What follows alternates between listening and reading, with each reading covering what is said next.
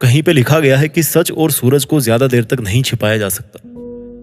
हमारी जिंदगी में ऐसे कई अवसर होते हैं जब हमें पूरा विश्वास होता है कि जो सामने वाला इंसान है ना, वो हमसे झूठ बोल रहा है, हमें बेवकूफ बना रहा है।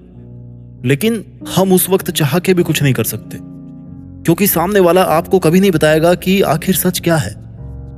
क्योंकि या तो सच उसको पता है या भैया ऊपर वाले को पता है, और वो सामने वाला इसी बात का फायदा उठाकर हमें गोल गोल घुमाता रहेगा।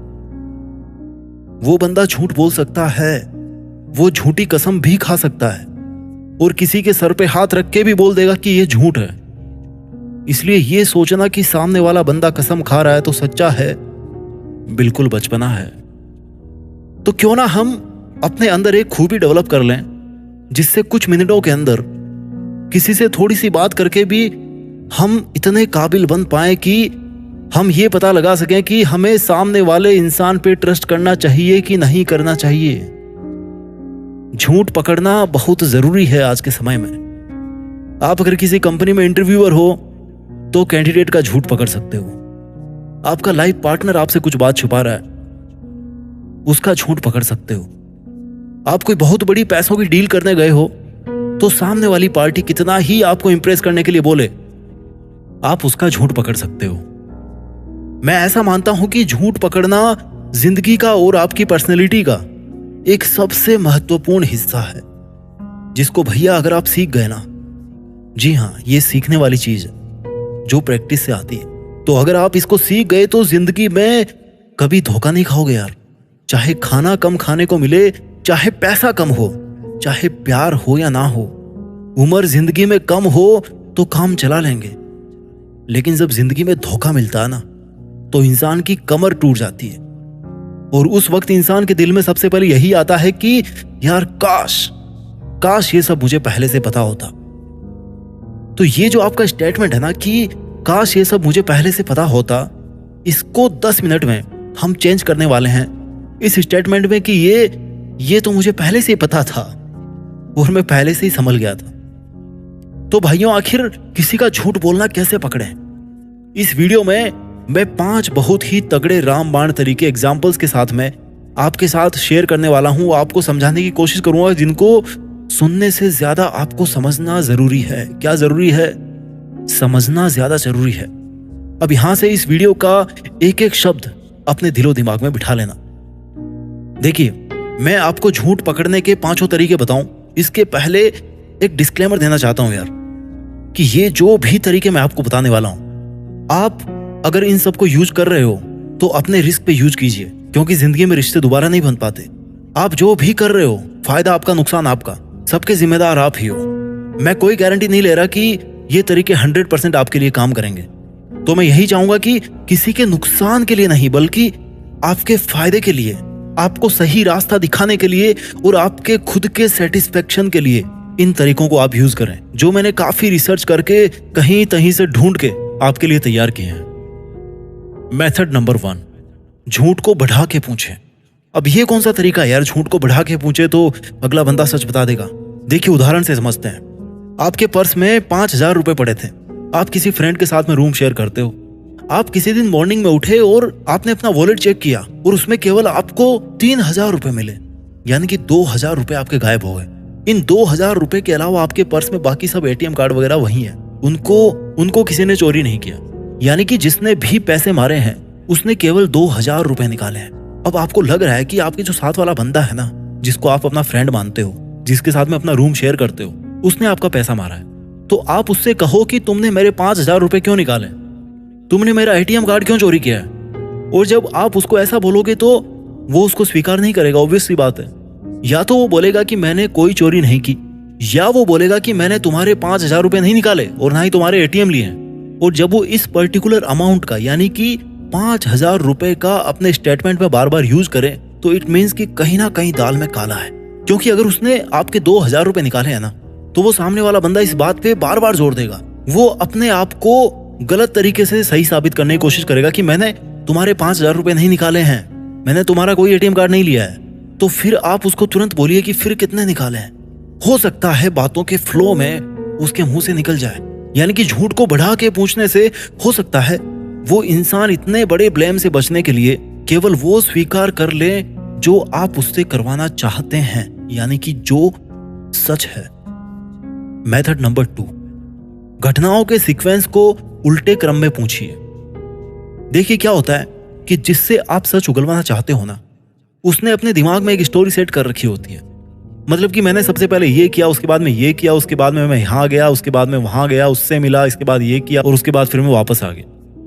और ये जो स्टोरी होती है ना, उसने एकदम परफेक्ट तरीके से रटी होती है। अब आपको क्या नहीं करना है, देखिए आपने एक बार उसकी स्टोरी सुन ली तो दूसरी बार आप उसको स्टोरी ना सुनाने दे, बल्कि उसको उल्टी सीक्वेंस में उसकी स्टोरी के स्टेप्स को पूछिए। जैसे कि अच्छा ये बताओ, तुम इसके जस्ट पहले क्या कर रहे थे? अच्छा इसके पहले क्या कर रहे थे? और इसके पहले कहां थे तुम? आपके इस तरह से क्वेश्चंस पूछने पर अगर उसकी स्टोरी बदल रही है, या वो कनेक्ट नहीं कर पा रहा चीजों को, या वो काफी सोच समझ के, यानी कि सोचने की एक्टिंग कर रहा है, लेकिन एक्चुअल में वो अपनी बनाई गई झूठी स्टोरी में खुद ही फंस गया है और उसको याद करके बोलने की कोशिश कर रहा है, तो समझ जाइए कि भैया सावधान होने का वक्त आ गया है। क्योंकि हो सकता है वो अगला इंसान आपसे झूठ बोल रहा हो। क्योंकि भाई देखो, सच कितना ही कड़वा हो, पर सच की सबसे खास बात पता है क्या होती है? कि सच कहने के लिए सोचना नहीं पड़ता। अगर आप सच्चे हो ना, तो आपको कुछ भी याद रखने की जरूरत नहीं पड़ती है। आप बिना दिमाग पे जोर डाले अपनी बात को कह दोगे, क्योंकि आप सच्चे हो और आपके साथ में उस घटना का प्रैक्टिकल एक्सपीरियंस जुड़ा होता है, क्योंकि वो एक्चुअल में आपके साथ में हुआ था या एक्चुअल में आप वहां पे थे। तो कोई आपसे सीधा पूछे या उल्टा पूछे, आप आराम से जवाब दे दोगे। लेकिन झूठ के केस में स्टोरी को उल्टी सीक्वेंस में पूछने से उसके स्टेटमेंट्स बदलने के पूरे चांसेस होते हैं। मेथड नंबर 3, सामने वाले के दिमाग में यह बिठाओ कि उसने जो भी किया है उसने सही किया है और वो कोई बड़ी बात नहीं है। अगर आप भी उसकी जगह होते तो आप भी वही करते। ये आपको बिठाना है अगले वाले के दिमाग में। देखो यार क्या होता है, इंसान झूठ क्यों बोलता है, पहले आप इस बात को समझो। या तो उसका कहीं पे फायदा हो रहा होता है, उसके लिए वो झूठ बोलेगा, या फिर उसको अपराधी बना दिया जाएगा। अगर वो सच बोल देगा तो लोग उसकी इज्जत करना बंद कर देंगे, उसको घटिया समझेंगे, इसलिए वो शर्म के मारे सच्चाई नहीं बताना चाहता। तो ऐसे में उसका सच उगलवाने के लिए आपको खुद को भी उसके जैसा ही बनने की एक्टिंग करना पड़ेगा। आपको ये बोलना पड़ेगा कि यार मैंने भी एक बार ऐसा ही किया था लाइफ में और मुझे उसका कोई पछतावा नहीं है। तो इससे वो झूठा इंसान ये सोचेगा कि यार इसके साथ भी ऐसा ही हो रखा है और इसको तो कोई पछतावा भी नहीं है, यानी कि जो गलती मैंने करी है वो तो बहुत छोटी सी है, मैं तो फालतू में डर रहा था कि मैंने इतनी बड़ी गलती कर दी। तो अगर उसके मन में आपने ये बिठा दिया कि उसने जो किया है वो कोई बड़ी बात नहीं है, तो इसके पूरे चांसेस हैं कि वो आपको कभी ना कभी सच जरूर बता देगा, या हो सकता है उसी टाइम पे बता दे।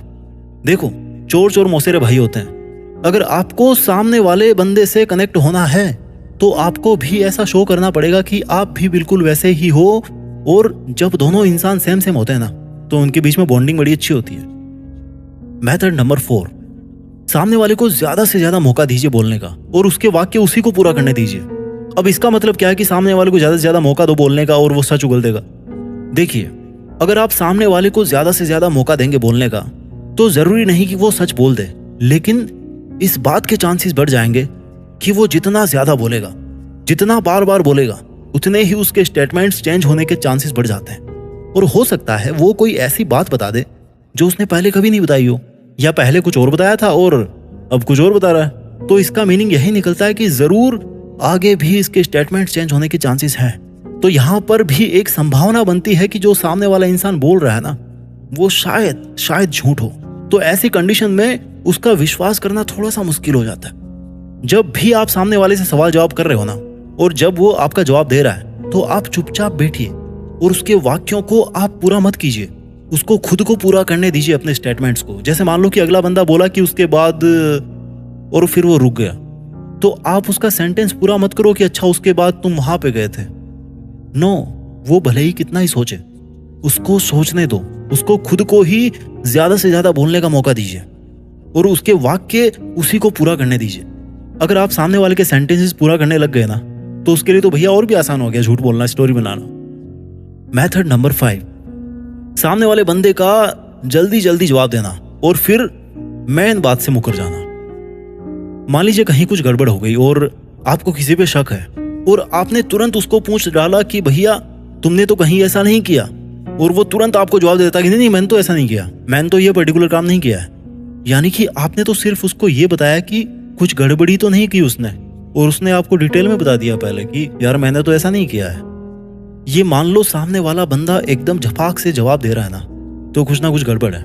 वो ऐसे जवाब दे रहा है जैसे मान लो उसने अच्छी तरह से सब कुछ रटा हुआ है, और जब आप मेन बात को, मुख्य बात पे जब आप आएंगे, उसको आप उससे स्वीकार करवाना चाहेंगे, तो वो ऐसे बिहेव करेगा जैसे कुछ हुआ ही नहीं हो, या वो हर चीज को बड़े अच्छे से एक्सप्लेन करेगा।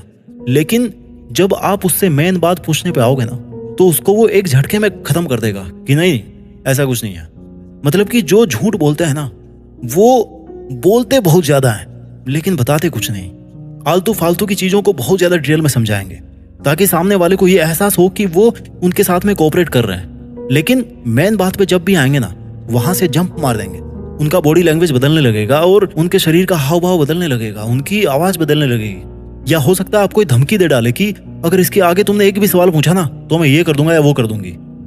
यानी कि उससे आप सब कुछ पूछिए लेकिन वो सवाल मत पूछिए बस।